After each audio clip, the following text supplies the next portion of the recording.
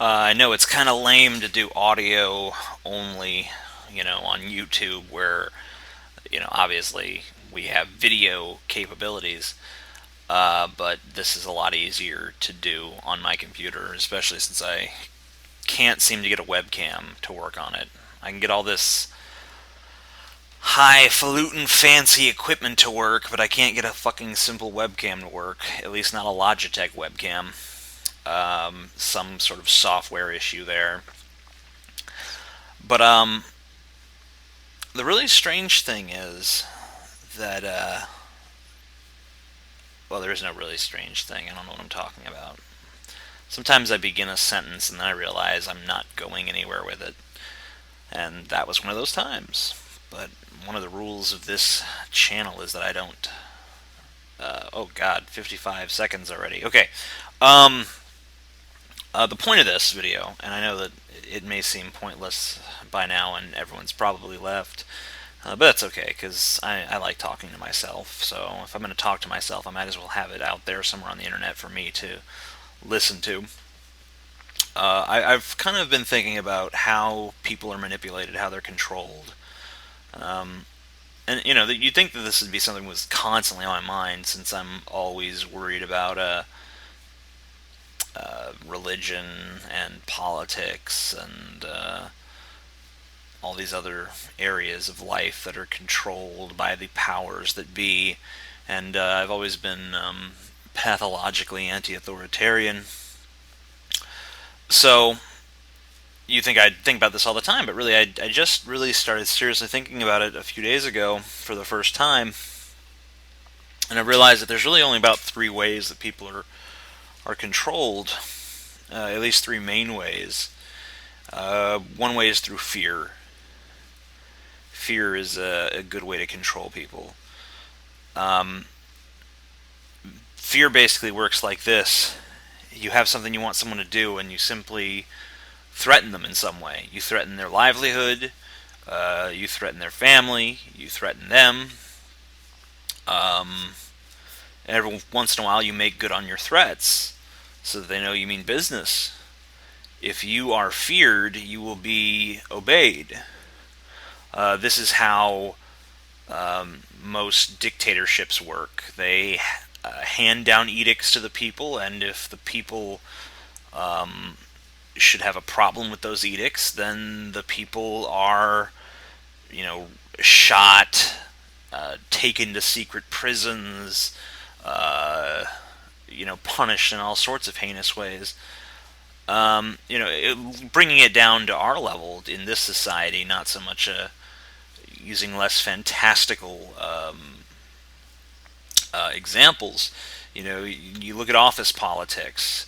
You have someone in the office who you want to obey you, and you're the boss. You threaten them with, I'm going to favor this person over you, and you're gonna lose your job first. You're first in line to be unemployed.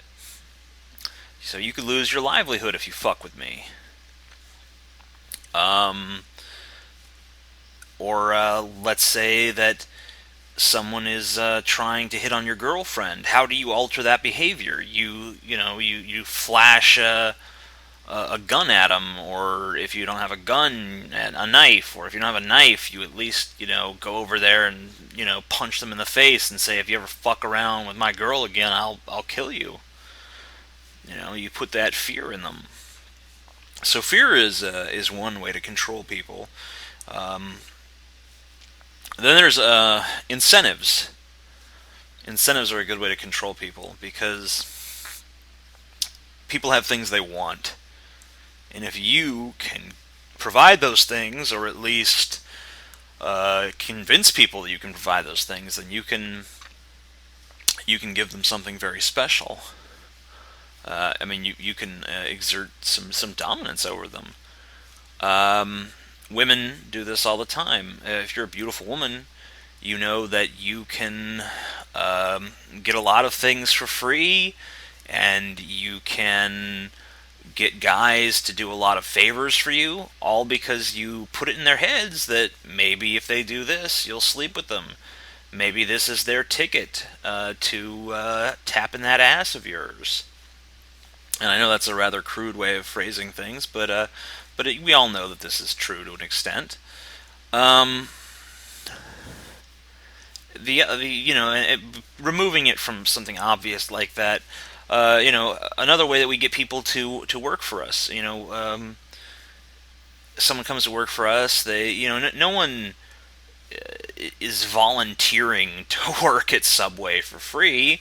The reason that someone who disdains making sandwiches gets up and makes them every day is because they know that they've got a paycheck waiting for them, and that paycheck is going to ensure that they can pay the rent and they can, go grab a coffee at Starbucks or buy one of those neat little gadgets that they saw on television. Um, we control people this way. We control them through wages or the idea of promotion. Maybe you get someone working even harder because you say, "Oh, not only are you going to get this paycheck, but if you work really hard and you distinguish yourself from the crowd, then you're going to get a promotion. Wouldn't that be nice?" So there's incentives, and then the third one that I've been able to come up with is ego. And this kind of will go to the same promotion example here. I mean, you want to get promoted. Why do you want to get promoted? Because you'll get a salary upgrade, sure. So there's some incentive there, obviously. And but the real deal is the new title and the authority. You're going to have power over other people, and you're going to have this title of recognition that says, "I was the best. I was better than everyone else. I was the most qualified for this position. So respect me." Why does a rich man flaunt his wealth? It really doesn't make any logical sense to display your wealth so grandly. The only way it makes sense is if you desperately want the approval of your fellow man. You desperately want them to envy you and view you as someone great, someone amazing, someone fantastic. Oh, look at all his cars. Look at his Armani suit. Look at those opulent rings on his fingers. Look how much wealth and power this man has. Look at that beautiful woman on his arms. Wow, that is a status symbol.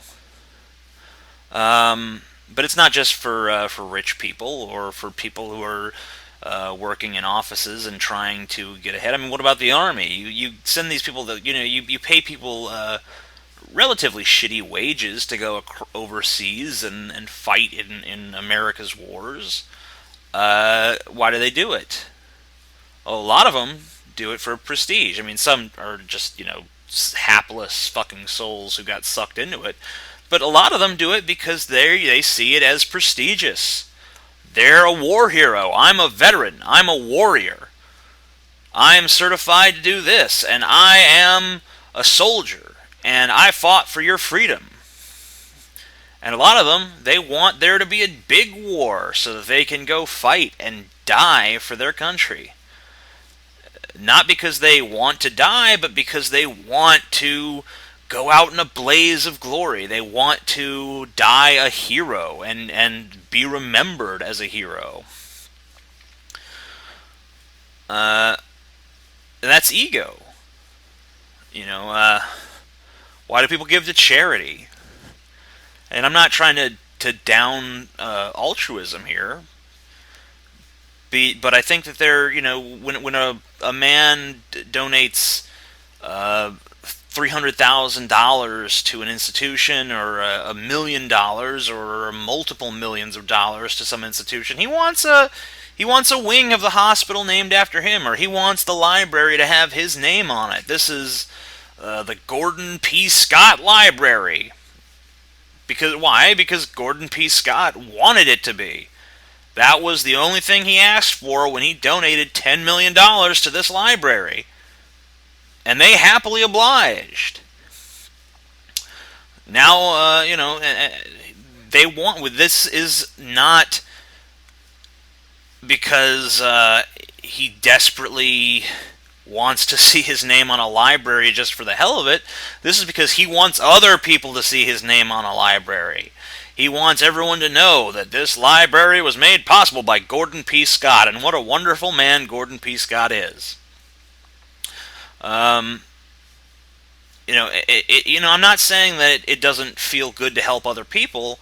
It does, but why it feels good is because we feel as though other people recognizing us as good is important.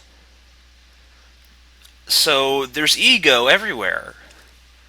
I think that you can control people through fear, you can control people through incentive, and you can control people by appealing to their ego. If anyone else out there has any other ways that you can control people, you should let me know. Or if you disagree with any of my ways, then let me know. I don't really see how anyone could make that argument, but I'm willing to listen. I know that for a lot of people this video is probably really fucking obvious, because this is something I fucking cooked up in one afternoon, just sitting around thinking to myself. But like I said, I mean, this is the first time I've really thought about this, and I've never heard anyone else talk about it really, the ways that we're controlled and the ways that we control others. And I think manipulation is a very important part of human interaction. So, I guess that's all. Thanks for listening, you guys, and I'll be sure to put a picture of a girl with big boobs as the the picture that accompanies this audio. Hopefully, you guys won't be too distracted by that. Bye bye.